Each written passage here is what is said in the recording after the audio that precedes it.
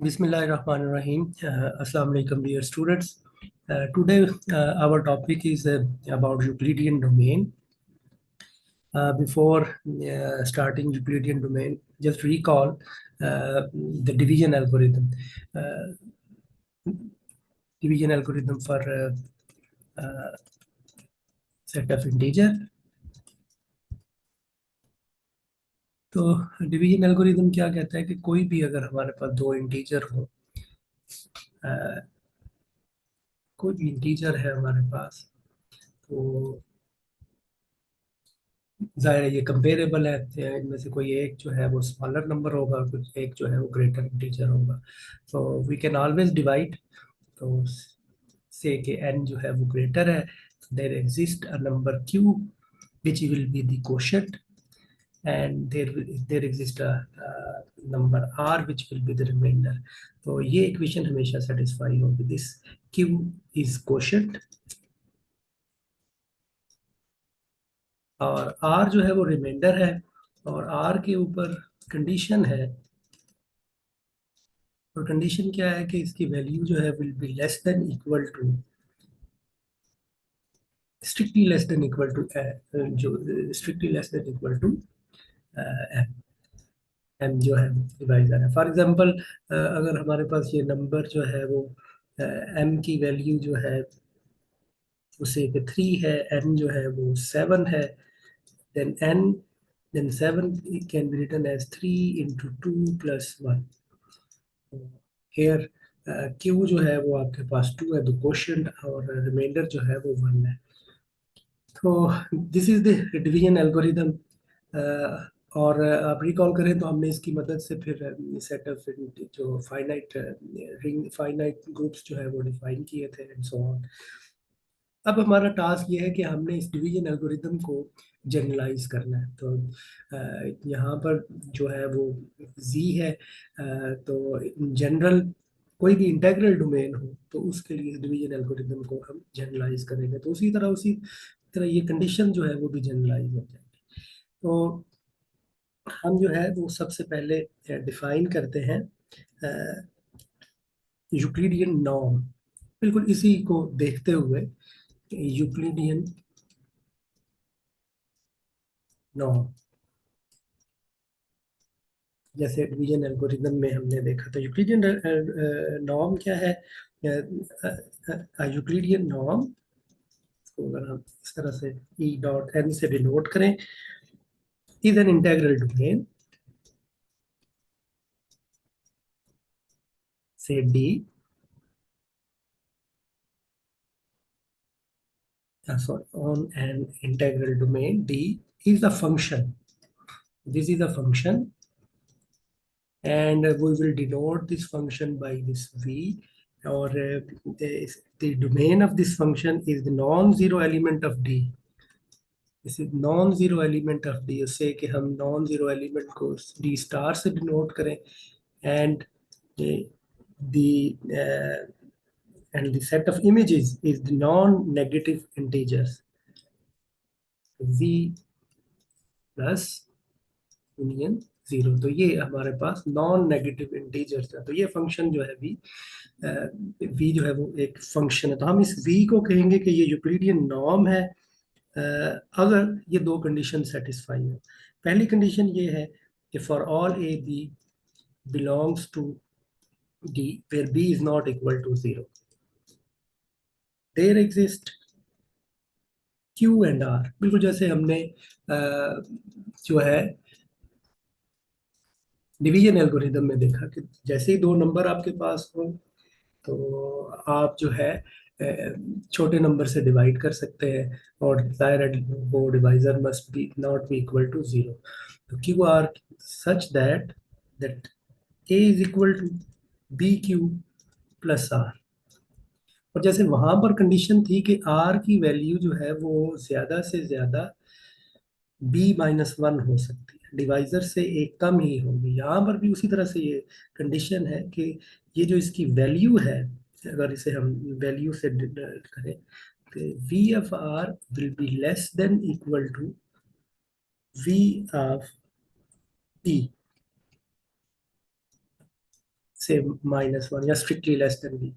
और second condition ये है, for all A B belongs to D, value of A या the norm of A will be less than equal to norm of A B. तो हर दो, provided के ए और बी जो है ये जीरो नहीं, A is not equal to zero, B is not equal, तो नॉन जीरो एलिमेंट है, हर दो नॉन जीरो एलिमेंट के लिए ये कंडीशन ट्रू होगी। तो आप देखें कि हमने उसी डेफिनेशन को, डिवीजन एल्गोरिदम को ही देखा है, उसी को जनरलाइज किया है। वहां पर भी अगर आप देखें तो हमारे पास क्यू और आर जो थे, दो इंटीजर एग्जिस्ट करते थे, तो Q will be the quotient and R is the remainder, और ये वैल्यू जो है ये कंडीशन आर पर थी। तो यही यहाँ पर भी वैसे ही वही कंडीशन हमने जो है वो इम्पोज की है। तो हम इस तरह की अगर अगर किसी भी इंटीग्रल डोमेन पे अगर ये कोई भी यूक्लिडियन नॉर्म हम डिफाइन कर दें, तो उस इंटीग्रल डोमेन को फिर हम यूक्लिडियन डोमेन कहेंगे। तो D is called Euclidean domain.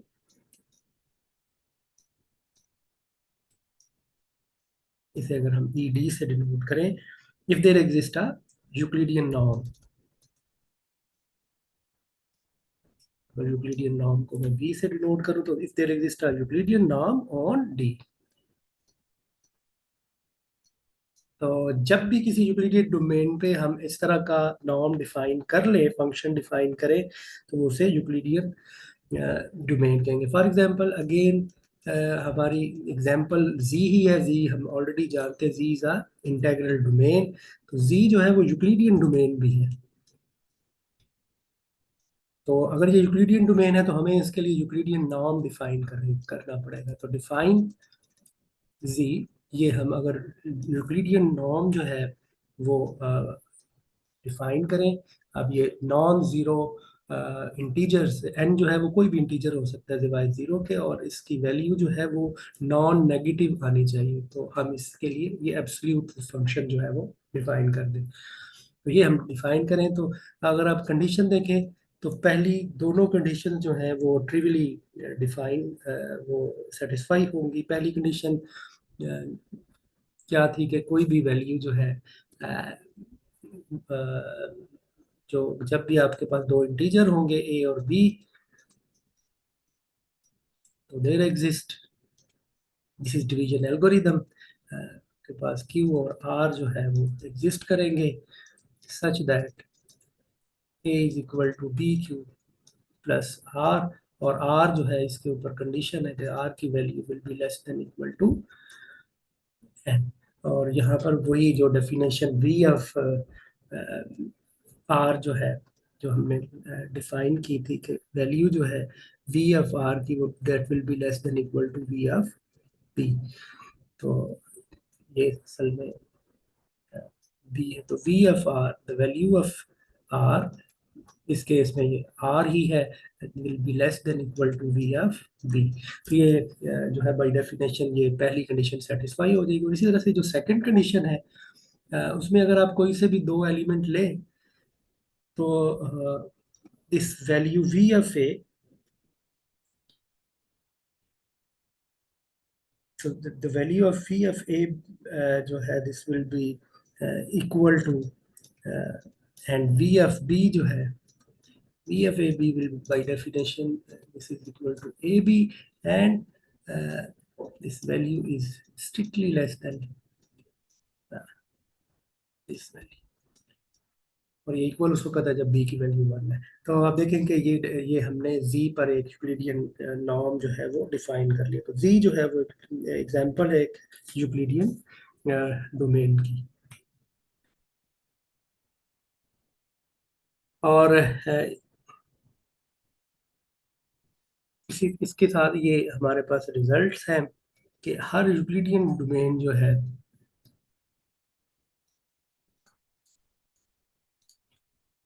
Every Euclidean domain is a PID, principal ideal domain, and every Euclidean domain is UFD, unique factorization domain. तो अब जो है हम जो है ये हमारा टास्क क्या था, मेन टास्क ये था कि हमने डिवीजन एल्गोरिदम जो है उसको जनरलाइज करना है। तो हम डिफाइन करते हैं, ये हमारे पास स्टेटमेंट है डिवीजन एल्गोरिदम को, जो कि for any Euclidean domain, for any Euclidean domain D with a Euclidean norm, और उसका नॉर्म जो है से वी, ये हमारे पास डिफाइन है।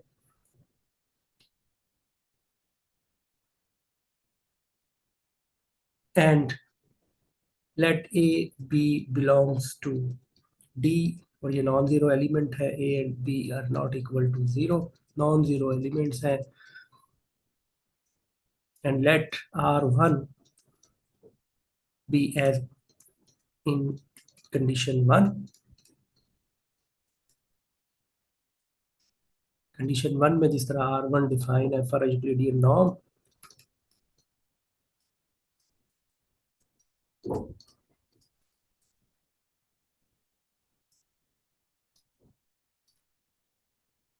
That is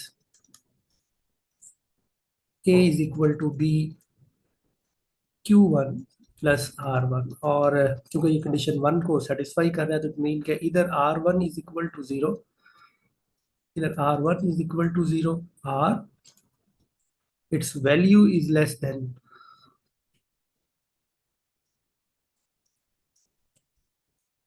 value of value is less than b। ये अगर हम डेफिनेशन देखें तो वहाँ पे ये मैंने स्किप कर दिया था। तो ये कंडीशन वन क्या है कि इसकी जो वैल्यू है, इधर r is equal to zero, r मतलब r की वैल्यू जीरो मीन के जो है ये जो b जो है वो a को डिवाइड कर रहा है।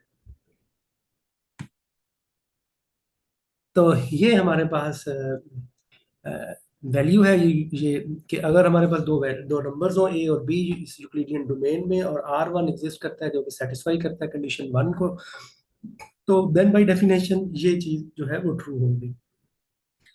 अब या तो आर वन जीरो है या फिर ये वैल्यू ट्रू है। अगर आर वन जीरो नहीं है, if R one is not equal to zero, तो अगेन इसको हम दोबारा से अगर अप्लाई करें, तो अब जो हमारे पास जो नंबर है वो बी और आर वन आ जाएंगे। तो इस केस में हमारे पास एक और नंबर आर टू से एग्जिस्ट करता है। Let R two and Q two, दो नंबर, अब ये R two, there exist R two belongs to D such that B is equal to R one, और क्वेश्चन जो है नया क्वेश्चन क्यू टू है प्लस आर टू। और again वही कंडीशन के यहाँ तो आर टू की वैल्यू जीरो है, और R value of R two is less than the norm of R one. और अगेन अगर आर वन जो है, दोनों में से एक चीज जो है वो ट्रू है, अगर सपोज के आर टू जो है वो जीरो नहीं है, तो ये प्रोसेस जो है इस तरह से जो है वो कंटिन्यू रहेगा। तो इन जनरल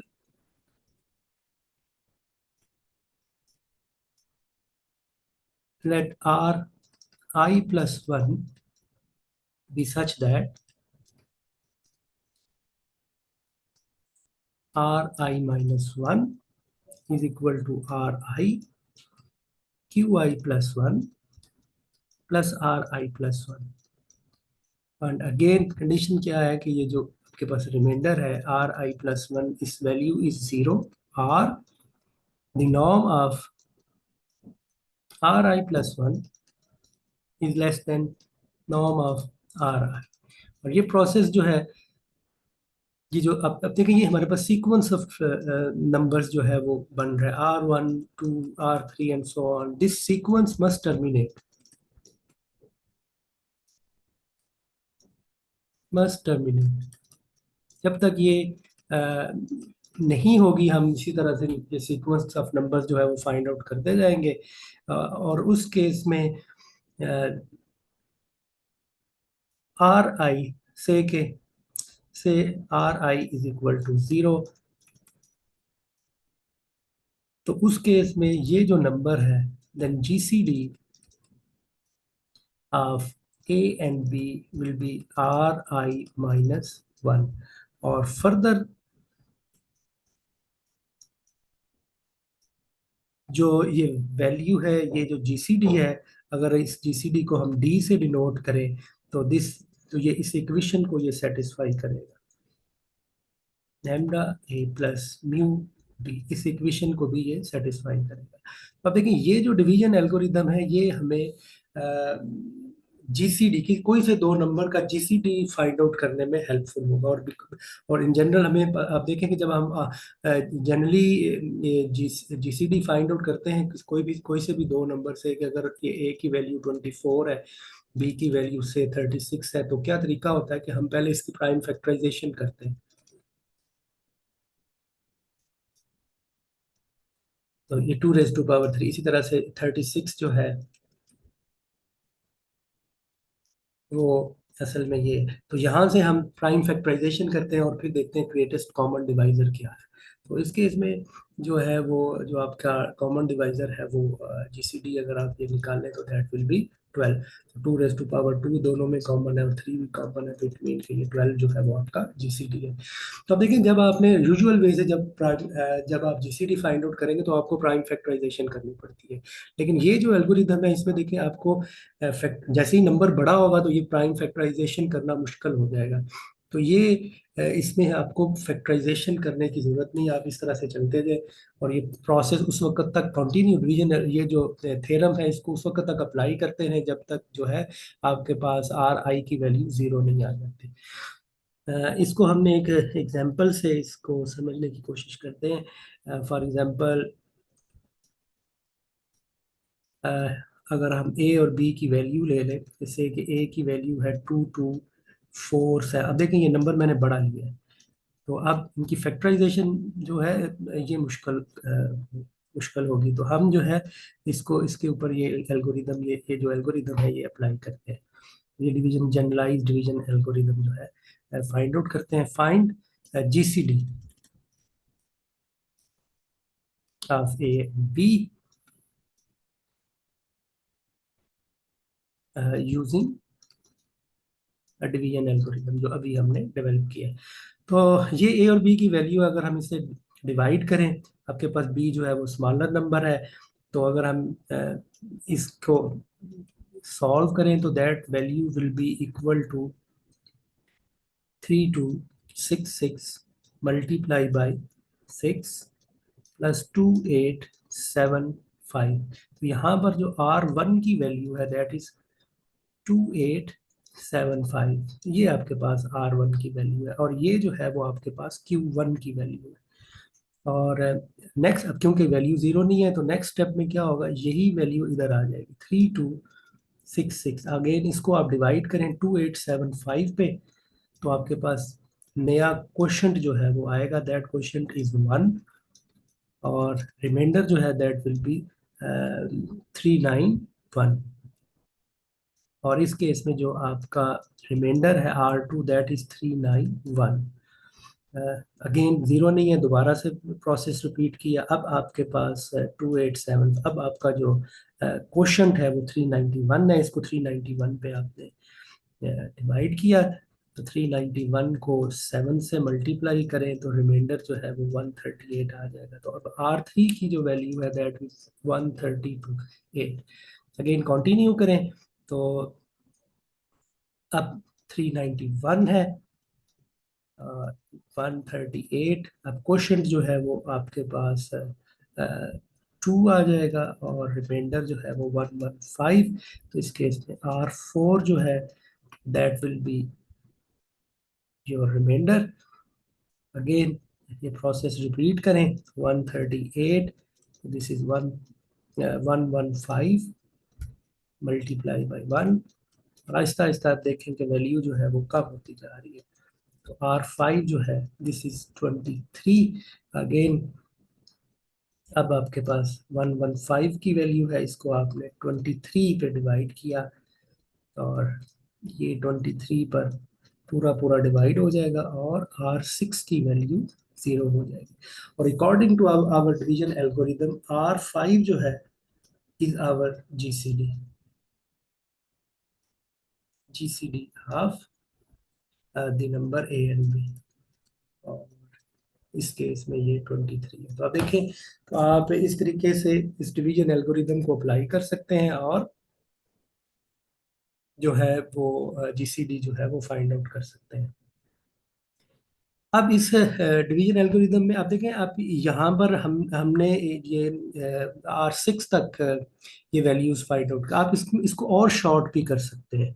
अब इसमें हमने पॉजिटिव नंबर्स यूज किए हैं, लेकिन अगर आप नेगेटिव नंबर भी यूज करें तो आप देखें, आप इसको इस तरह से भी लिखा जा सकता है, क्योंकि हमारा जो मेन टास्क तो यही है कि आपने कम से कम कंप्यूटेशन जो है वो करनी है।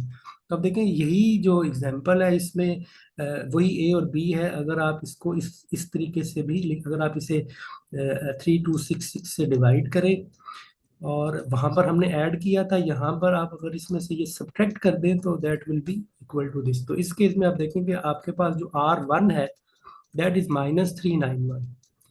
तो अब देखें आपकी कंप्यूटेशन कम हो जाएगी 3266। अब इसको आपने -31 से आपने ये डिवाइड किया 391 से, और दैट वैल्यू विल बी 138। और इस केस में R2 जो है दैट इज 138। सिमिलरली दोबारा से आप ये प्रोसेस करें तो 138 आपने वो वाला RI चूज करना है जो कि कम से कम हो, वो वैल्यू जो है उसकी एब्सोल्यूट वैल्यू कम से कम हो।